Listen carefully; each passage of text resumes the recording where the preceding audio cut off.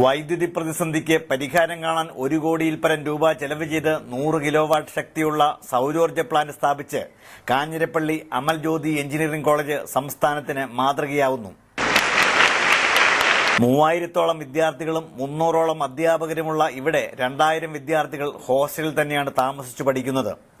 പ്രതിദിനം 3000-ഓളം യൂണിറ്റ് വൈദ്യുതി ചെലവ് വരുന്ന ഇവിടെ പ്രതിമാസം 13 ലക്ഷത്തിലധികം രൂപയാണ് വൈദ്യുതി ചാർജ് ഇനത്തിൽ ചെലവ് വന്നിരുന്നത്.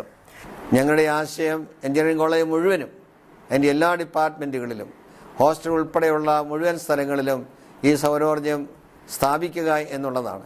കാരണം ഇന്ന് ആണവ നിലയം പോലുള്ളതിൻ്റെ ഭീകര പ്രതിസന്ധികൾ, മറ്റ് കൽക്കരിയും അതുപോലെ പെട്രോൾ തന്നെയുള്ള ജൈവജന്യമായിട്ടുള്ള മെറ്റീരിയൽസ് ഉപയോഗിച്ചുകൊണ്ട് ചെയ്യുന്നതിൽ വരുന്ന ദൂഷ്യങ്ങൾ, ഇതെല്ലാം കണക്കിലെടുത്തുകൊണ്ട് അത് ആളുകളെ പഠിപ്പിക്കുവാനും ആളുകൾക്ക് യഥാർത്ഥത്തിൽ പ്രകൃതിക്ക് അനുകൂലമായിട്ടുള്ള ഒരു രീതിയിൽ മുമ്പോട്ട് പോകാൻ അവരെ പ്രോത്സാഹിപ്പിക്കുന്നതിന് വേണ്ടിയാണ് ഇങ്ങനെയുള്ളൊരു നീക്കം ഞങ്ങൾ ചെയ്തത്.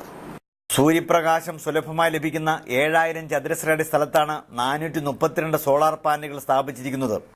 ഇവിടെ ഉൽപ്പാദിപ്പിക്കുന്ന വൈദ്യുതി ഗ്രിഡ് ഇന്ററാക്റ്റീവ് സിസ്റ്റമായിട്ടാണ് പ്രവർത്തിക്കുന്നത്. കേന്ദ്ര സംസ്ഥാന ഗവൺമെന്റുകൾ സൗരോർജ്ജോൽപാദനം പ്രോത്സാഹിപ്പിക്കുന്നതിനായി ആവിഷ്കരിച്ചു വരുന്ന കേന്ദ്ര പാരമ്പര്യേതര ഊർജ്ജ വിഭാഗത്തിൽ നിന്നും ചെലവിന്റെ 30% സബ്സിഡിയും ഈ പദ്ധതിക്കായി ലഭിക്കുന്നു. ദൂരദർശൻ വാർത്തകൾക്ക് വേണ്ടി കോട്ടയത്തു നിന്നും ടോമി മാങ്കൂട്ടം.